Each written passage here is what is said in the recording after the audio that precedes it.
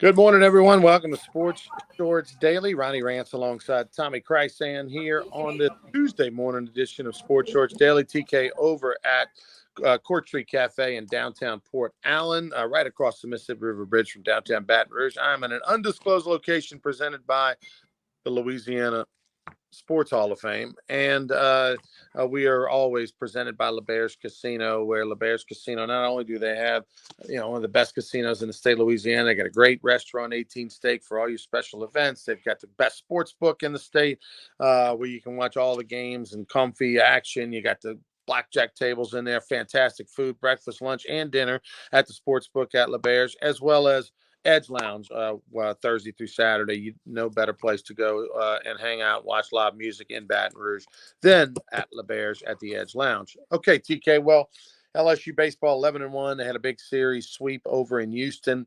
I know you watched all the games. There was a lot of great games over in Houston this past weekend. I was there. We'll have some thoughts on the Tigers' big sweep over Texas UL and Texas State. LSU basketball, the men are now 8-8. Unbelievable how far they have come. I mean, to where they were at Christmas time to now is one of the better turnarounds in the history of the program. And they have a legitimate chance of finishing with a winning record. They're going to be at Arkansas coming up this weekend. Not a good Arkansas team. And then they finish against Vanderbilt, the worst team in the league. So, this is a team. Missouri. They play against Missouri the last game of the year. Just remember that. But they're awful as well. So they're going to be favored in these last two games. They should win them. And I think at worst case scenario, they're 9-9, which after winning two games a year ago to be +7 or +8 over is incredible. And that would put them, I think, at 500 times or better. They're going to put them in the postseason in the NIT. So that's very good as well. Women's basketball, really cool with Shaquille O'Neal walking out Angel Reese on senior day. We'll get TK's reaction to that.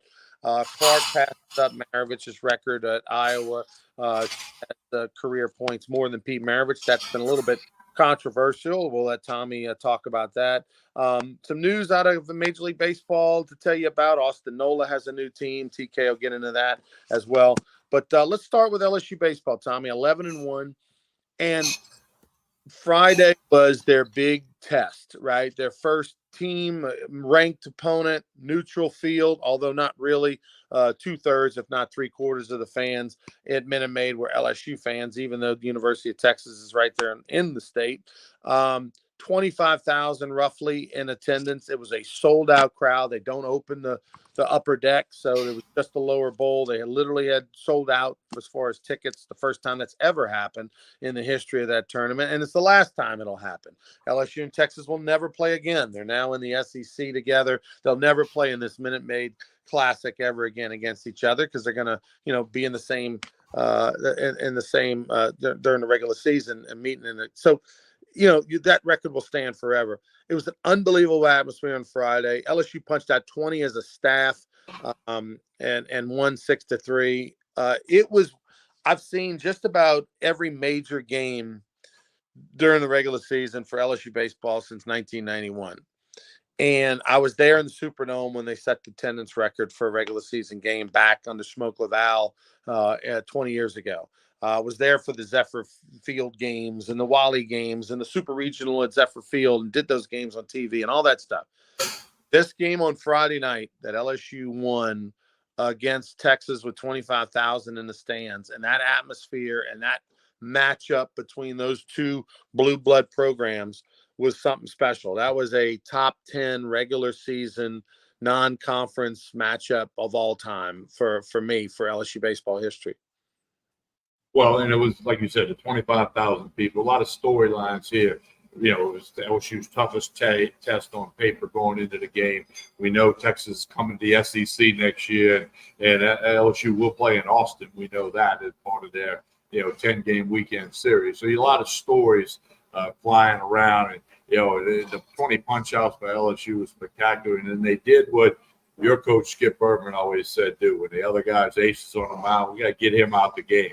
Drive the pitch count up, foul some stuff off, take some pitches, be disciplined, and that's exactly what they did. As Johnson was up to 90 pitches in like the third or fourth inning, ended up coming out, and then LSU separated. the old theory. Get the next guy coming in is not, in theory, is not as good as Johnson. So LSU did the job and got it done. Left too many guys on base all weekend. Actually, they had a lot of left on base, and I'm sure that's something Coach Johnson will address and they'll work on in the next week.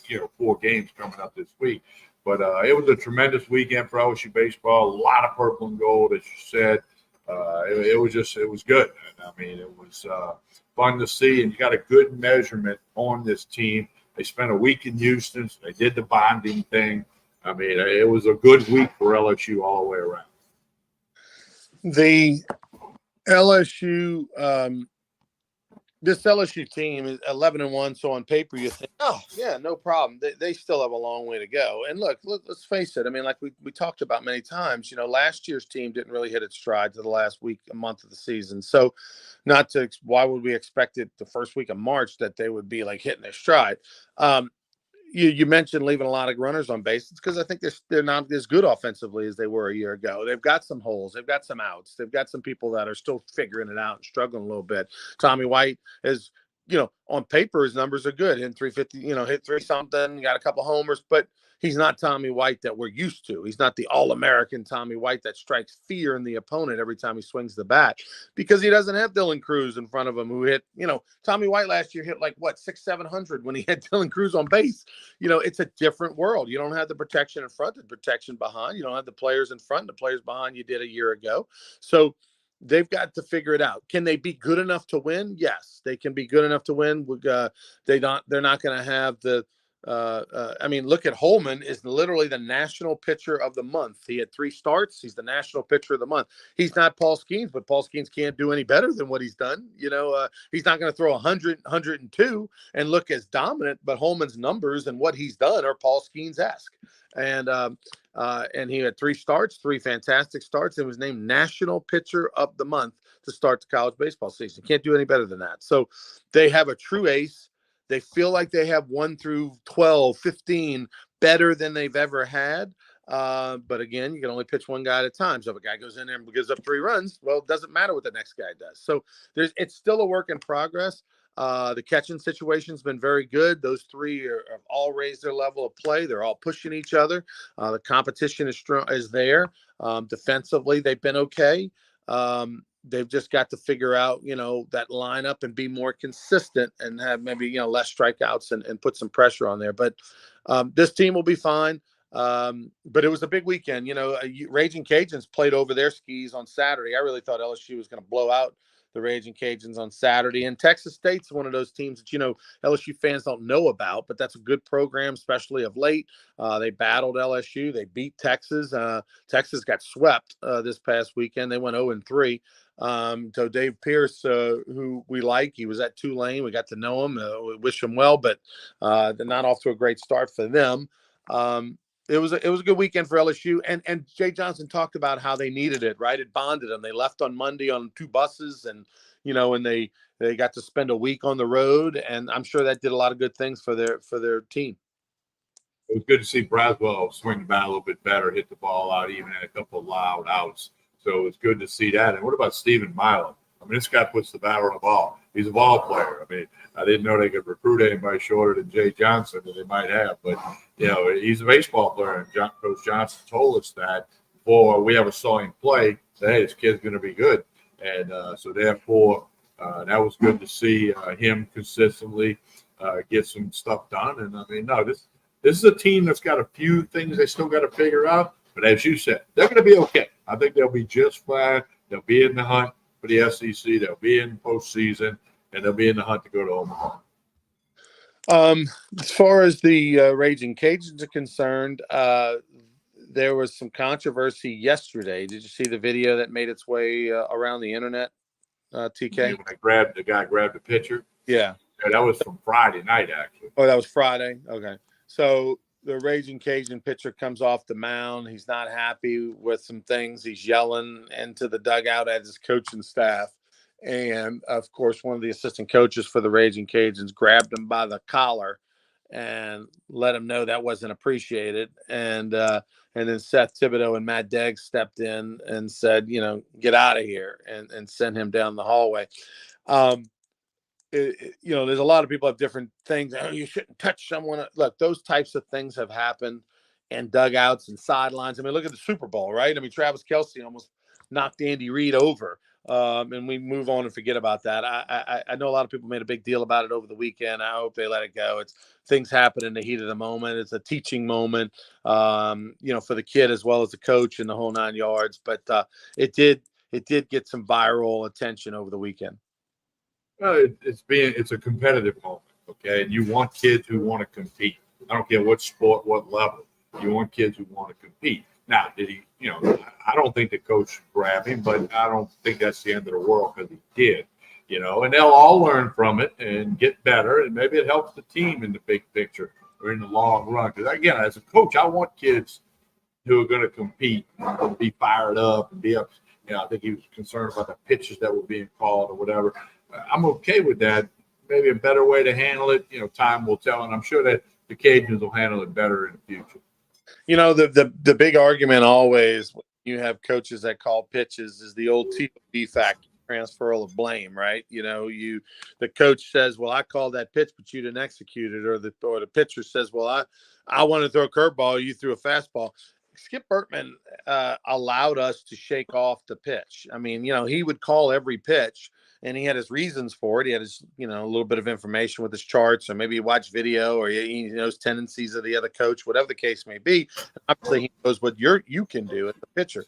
But he always gave us that autonomy to be able to shake off the pitch and call what we wanted, as long as we had an explanation, as long as we had a reason, right? And so I only did it 10 times probably in my career, but he never. I think he only asked me maybe twice, "Hey, why did you do it?" And it wasn't like, "Well, why did you do it?" It was, "Well, what's your thought process?" And for, "Well, coach, I felt more comfortable in that moment, more confidence in being able to deliver, pitch A as opposed to pitch B." And that's all you want, right? You want someone to make their best decision based on their own best judgment. And then if the pitcher believes in his judgment, he believes in why he's doing something, he's probably going to execute that a little better than if it's like, "Man, I really don't want to throw a change up here, but okay, coach called it." And so I would assume that all coaches probably have that. They give that pitcher that ability that, look, if I call a pitch and you just don't really want to throw it, and you don't believe in it, but then by all means shake off and throw another pitch. But you better have a reason why. And that looked like the old transfer of blame type situation there, where something bad happened and the pitcher's blaming the pitching coach. Yeah, well, again, you don't want to transfer blame. If the guy hit the ball out the park, you could have thrown a better pitch, or maybe he just did a great job hitting on a good pitch. I've seen good pitchers get hit out of the park, or ripped down a line, whatever. So I don't think you should make a whole lot out of that. Like you said, it happens in dugouts every day of the week, all around the country, at all levels of baseball. It's just nowadays there's cameras everywhere. When Coach Bertman was coaching you, there might have been one camera in the park. Now there's 6, 7, 8 or more. In Houston, there were probably 20 cameras. So more things get seen than used to. I wouldn't worry about it if I'm a Raging Cajun fan. They got a good club. They'll figure it all out, and that won't happen again. One of the cool things of the weekend, obviously LSU sweeping, got a chance. Paul Maneri was there, Dee Bro, Susan Jackson, all Louisiana Sports Hall of Famers. They were in the TAF suite, had a chance to see former Guaranty Broadcasting stars, Paul Lambert and Eddie Martini, former Rummel Raider.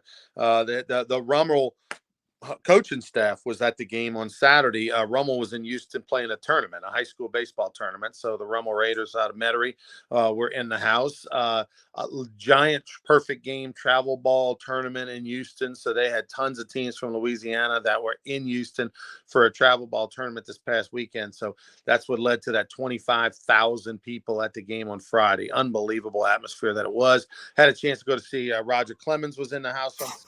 We went to his music room at his home and did a little karaoke. TK. I mean, I don't know.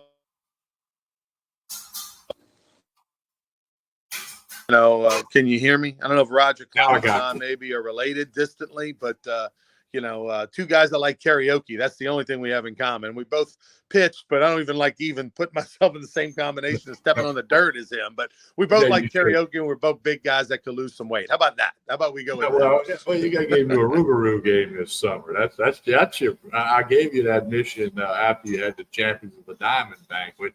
So you got to get Roger to come out to a Rougarou game right now. I think that would go over pretty well. Let's see. Ronnie jumped out of there for a minute. We'll see if he jumps back in here on this Tuesday morning. Don't forget, Sports Shorts Daily the rest of the week. Be Thursday, Friday.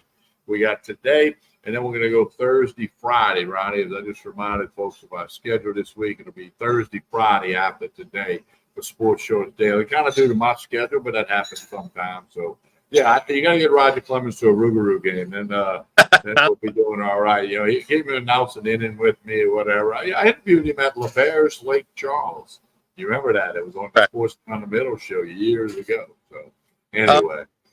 LSU basketball, we mentioned earlier, not much to say there other than it's just a fantastic story. They're 8-8, and if you had the over on 4.5, you cashed that ticket a long time ago as far as SEC wins.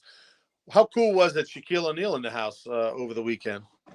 Well, it's big. He's kind of taken to Angel Reese, and he's helped her when she had her issues maybe a couple months ago, whatever it was. But, Shaq loves Baton Rouge. He loves LSU. He loves Louisiana. So that was a special moment for the women's program and for Coach Mulkey and everything she has done and is going to do. That was pretty cool to see Shaq in the house. Shaq and over 13,000 at the LSU women's basketball for senior day. I mean, it's unbelievable. Think how far this LSU program has come from a standpoint of a couple of years ago when Nikki Caldwell was the coach. I mean, we didn't even know when they had a game. I mean, nobody even cared. There was this little, they played late last night. I mean, nobody even knew. There were hundreds of fans at the game. Now, tickets are at a premium and, people can't get them. I mean, it's it's one of the more tremendous turnarounds, and what a great hire, of course, by LSU's athletic director, Scott Woodward. Kim Mulkey at her opening press conference, very shortly after she was hired, she said, "Get your tickets now. Right. They're going to be hard to get in the future." Guess what? She was correct. He was Nostradamus, no question about it. They will play this Friday at the SEC tournament at 5 p.m. against the winner of Arkansas and Auburn. Let's hope for LSU's sake it's Arkansas and not Auburn. LSU's played Auburn twice. Once LSU lost at Auburn in Alabama. The second one, it was like a 5-point win for the Tigers. So Auburn's been a little bit of a pain in the butt for LSU this year. They don't want to see them on Friday.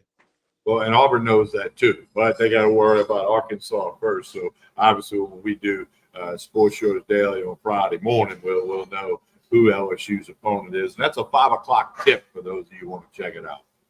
Scheduled for 5. That could run a little late, like the LSU baseball game. What's your takeaway on the whole Clark Maravich thing over the weekend? It's two different records. It's two different sports. The NCAA says it's two different sports, and it's not this. We don't cross lines with baseball and softball records, or swimming, or track and field. You got women's records, you got men's records. So let it be the women's record. Although there's a Division III women's basketball player who scored more points than Clark.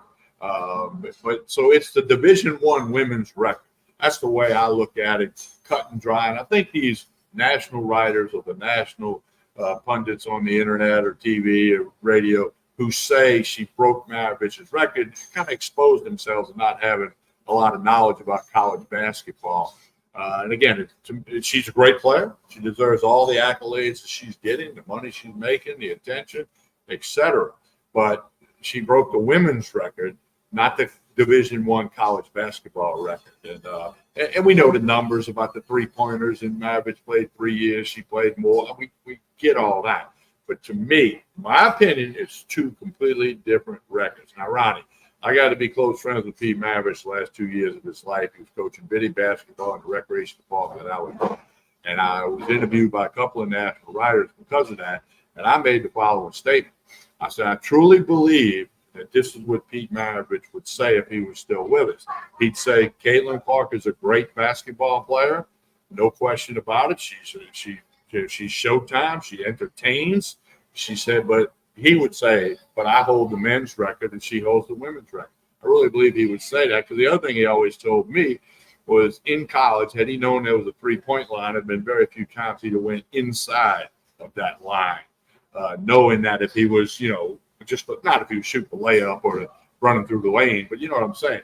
So I think it's foolish to say she broke his record. She, to me, set the Division I women's record. Period. End of story. That is all. Yeah, it's no knock on Caitlin Clark. I mean, she's none, zero. It's not her fault that people are making the comparison, but at the same time, yeah, it is odd. I mean, we're trying to cross over, but it sells tickets, it gets clicks, it gets your attention, it has us talking about it. Dale Brown supposedly broke down every single game that Pete Maravich ever played and on video and compared it to the 3-point line. And according to him, and I think he's a little off in this figure, but he says he'd average 57 points a game based off of his calculations. I don't know that Pete had 13 threes, per game, but I do agree with you that if there had been a 3-point line, he probably would have taken 80% of his shots from three, and not worried about stepping up a little closer to the foul line or something like that. He wouldn't need to shoot a 15-footer. He would go 20 foot and out, again, unless he's penetrating, driving the lane, driving a fast break layup, whatever. But I don't know if 57's accurate. And I don't know that there's video of every game he played. Then you could throw in the 700-something points he scored as a freshman, which didn't even count. It's not in the record book because freshmen were not eligible to play when he was a freshman. He averaged 39 a game as a freshman. They probably do have the reels, like the little reels because of recruiting and scouting and all that kind of stuff. But yeah, I think in my mind, I think we can all agree he averaged 44. Dale Brown says it should be 57 based on the 3-point line. I think we all agree it's probably at least 50. He had 6. I would say he would have averaged 50 a game if he just knew where that lineup was. Absolutely. It's pretty incredible. But Caitlin Clark, let me tell you, she reminds me of Pete Maravich. I mean, the way she passes the ball, the way her vision, the way she shoots. I mean, she can make every shot, hook shot, 3-pointers. I mean, it's fun to watch. And look, I'm not a WNBA fan at all. Don't ever watch WNBA. But I will watch Caitlin Clark in a WNBA a few times just because I want to see how it translates and how she does. And does she go there and become a superstar? I think she will. Well, and there's a few of the articles said she's like Pete Maravich with a ponytail, because they have that similar look as they, run around on the court, and lanky look. Pete was every bit of 6'5", maybe a notch above 6'5". And some people don't realize that, but Pete Maravich was every bit of 6'5" back in the day when not everybody was that tall. LSU superstar Aaron Nola in the offseason signed a $175 million or so contract with the Philadelphia Phillies. Well, his brother Austin Nola, who had been previously with the Padres, was with the Brewers in camp, got released, got picked up just now. Well, that was last week. The Brewers released him, and the next day he signed with the Royals of Kansas City. And it looks like he could stick with that club to back up to Salvi Perez, one of the best catchers in baseball. Nola brings a few things to the table, and if he could ever wake the bat up a little bit more, but he's a good guy, and they know he can handle pitchers, which is important, and he can learn a lot from Salvi Perez, I'm sure. So good for Austin to get an opportunity to stay up there, in the big leagues, and albeit the Kansas City Royals. Perez, arguably one of the top, 2-3 catchers in all of baseball. He has won that award, the Gold Glove Award many times in the American League. And he actually credits Pedro Grifol, the manager of the Chicago White Sox, who was his coach for years in Kansas City. Matter of fact, he, whenever he won those awards, he always brought Pedro to introduce them and all at the award ceremony, and played a big role. So glad for Austin Nola that he's still in the game. And it's an amazing story. I remember when Austin Nola was playing shortstop and in Double-A with the Jacksonville Suns, I believe, and they were playing the Pensacola Blue Wahoos, and I was doing a game for CST. I mean, I don't know how many years ago now we're talking about. I mean, probably at least 7. And I remember talking to him. He'd been playing catcher for like a month or so. And I thought to myself, oh, this is it. I mean, this is not going to go well. And he didn't play well in the game. He dropped the ball. I was like, this is the last step before they release him. He's a good guy. They want to give him a chance. And then he proved me wrong and everybody wrong. And it's just such a weird thing to do, to make a position change in your late 20s, that he was, from shortstop to catcher, and then it propelled him to the big leagues. It's an amazing story. I know his brother gets all the attention, deservedly so. Austin Nola, one of the greatest pitchers in the game, but for Aaron Nola, but for Austin to do what he's done and make a great career out of him, so it's just an awesome story. I'm happy for him. Well, people don't realize that a lot of guys get moved by positions once they get to major leagues, especially Blair Barbier. They moved him to catcher. I want to say the Cubs did at one point. Now, when you're at LSU, you just don't think of Barbier even knowing where the catcher's gear is, okay? But it was just trying to find a spot for him. And that's, I remember Austin telling me when he was with the Miami Marlins, they had a shortstop, Andy Echevarria, from the Dominican, and Austin said, this guy's, I'm not close. I can't compare to this guy. And then that's about the time when he switched and, they moved him to catcher.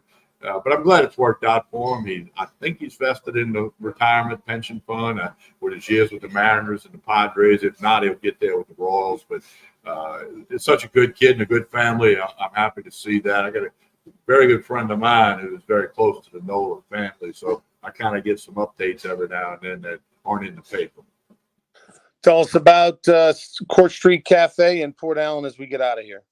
Breakfast, lunch, dinner, just a couple of minutes over the Mississippi River Bridge. Jason and the staff do a super job here. Steak night on Saturday is a big thing. The Sunday brunch with the live music. Make your plans. Get on over here to Court Street Cafe. Plenty of parking. Just a couple of minutes over the Mississippi River Bridge. Great way to keep up is to connect on Facebook and Instagram. Just search for Court Street Cafe, Port Allen. Get on over here. You'll be glad you did. Don't forget Sports Shorts Daily this week. We'll be back Thursday and Friday from Tremonti's Meat and Seafood. Yes, Tremonti's got crawfish this afternoon. Call and reserve them. And as we always say, like and share this show. Please do that. That helps us a lot, whether you're watching on YouTube or X or Facebook. Like and share this show. We appreciate it, and we thank you very much. On behalf of Ronnie Rance, Jason, and the staff here at 4th Street Cafe in Port Allen, I'm Tommy Christ saying have a good day, everyone.